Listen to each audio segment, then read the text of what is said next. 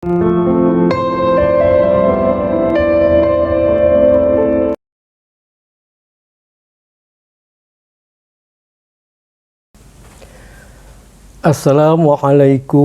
warahmatullahi wabarakatuh.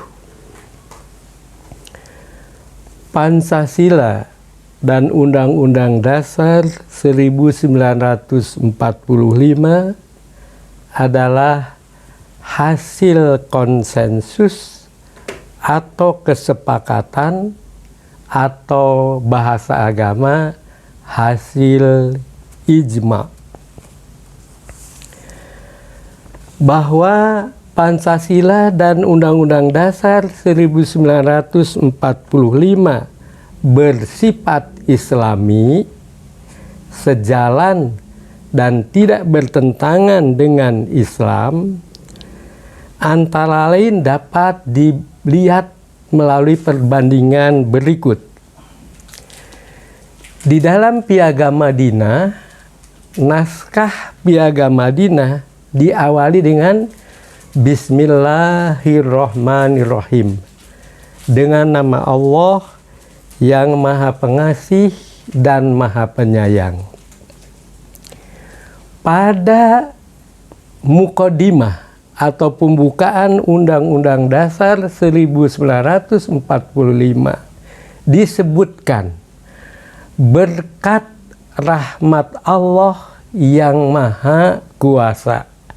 Berkat rahmat Allah yang Maha Kuasa. Berikutnya disebut mengenai kemerdekaan. Bahwa kemerdekaan adalah berkat rahmat Allah yang Maha Kuasa. Lalu juga di dalam pembukaan UUD 45 itu disebutkan bahwa Negara Kesatuan Republik Indonesia berdasar atas ketuhanan yang Maha Esa. Dan selanjutnya di sini disebut ketuhanan yang Maha Esa. Ini kelanjutan dari Allah. Allah itu Ahad, Tuhan yang Maha Esa. Dan di dalam rincian terhadap Pancasila, dalam batang tubuh banyak disebut kata-kata yang Islami. Nah, Pancasila dan UUD 1945 itu merupakan hasil ijma, hasil kesepakatan, konsensus dari para tokoh bangsa Indonesia waktu itu yang tergabung di dalam lembaga resmi BPUPKI dan PPKI. Badan Penyelidik Usaha Persiapan Kemerdekaan Indonesia dan Panitia Persiapan Kemerdekaan Indonesia. BPUPKI beranggotakan 68 orang, PPKI beranggotakan 26 orang. Baik BPUPKI maupun PPKI mayoritas Muslim, tokoh-tokoh yang beragama Islam.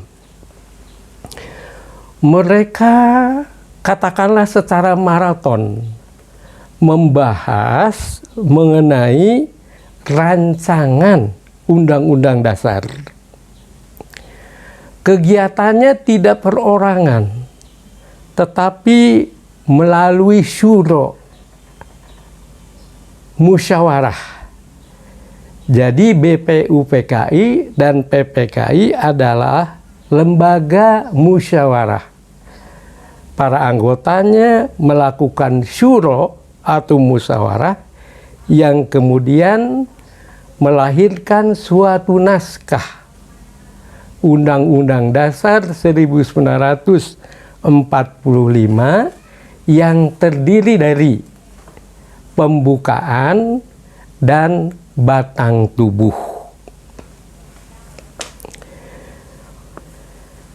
Karena itu, bagi umat Islam rasanya tidak perlu ada yang meragukan bahwa Pancasila dan Undang-Undang Dasar 1945 itu hasil kesepakatan atau ijma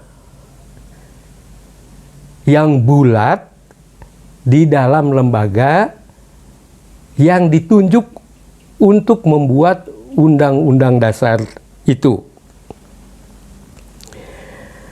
Kesepakatan atau ijma itu bisa isinya atau materi bahasannya murni mengenai agama.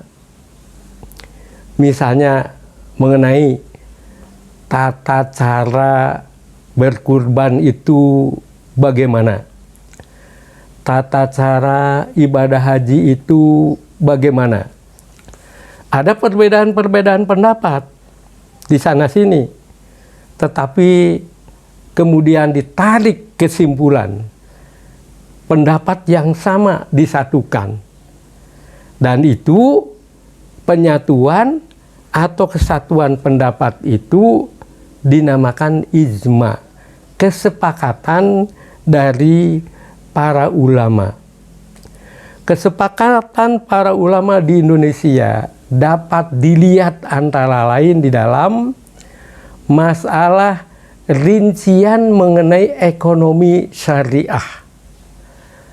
Berpuluh kesepakatan berupa kesepakatan-kesepakatan atau ijma hasil musyawarah para ulama mengenai ekonomi Islam yang cabangnya ternyata banyak sekali.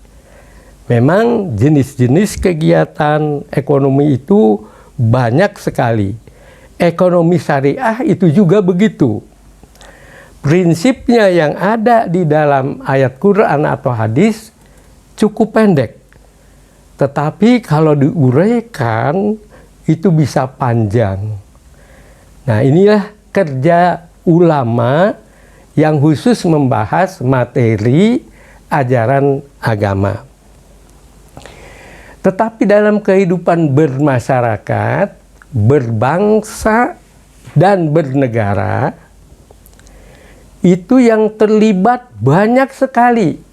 Bukan hanya orang Islam, bukan hanya penganut Islam. Penganut agama yang lain juga banyak dan macam-macam. Ada Kristen Protestan, ada Kristen Katolik, ada Hindu, ada Buddha, bahkan ada aliran-aliran kepercayaan. Wilayahnya sangat luas, jauh lebih luas dari negara Madinah yang terbentuk pada masa Nabi. Dan di dalam fikih ada cabang fikih yang disebut fikih siyasah. Fikih tentang politik, fikih tentang ketatanegaraan. Pada episode-episode yang lalu sudah dikemukakan apa itu fikih siyasah, prinsip-prinsipnya apa.